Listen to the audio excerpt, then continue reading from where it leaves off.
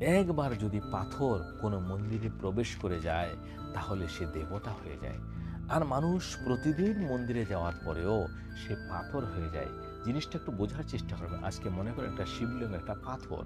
সেই পাথরকে আমরা বা যেকোনো একটা পাথরকে আমরা সাইজ করে কেটে একটা দেবী দেবতার একটা মূর্ত রূপ দিচ্ছি।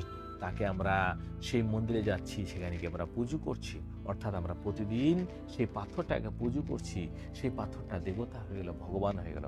আর সেই মানুষগুলো যখন বাইরে আসে সে দিন দিন কিন্তু পাথরে পরিণত হয়ে যায়।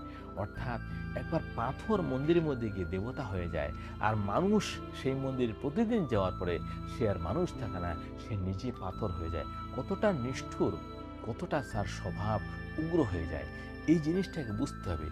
যদি আপনি মন্দিরে গেলেন, একটা পাথরের মূর্তির সামনে গেলেন, একটা দেবতার কাছে গেলেন, তাহলে আপনার মধ্যে তো, মনের মধ্যে তো প্রেম আসবে, ভালোবাসা আসবে, ঘৃণা আসবে না।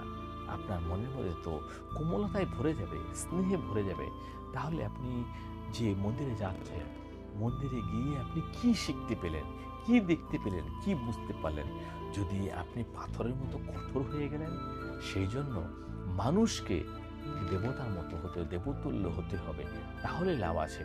তাছাড়া তো সেই পাথরটাই ভালো আপনার থেকে।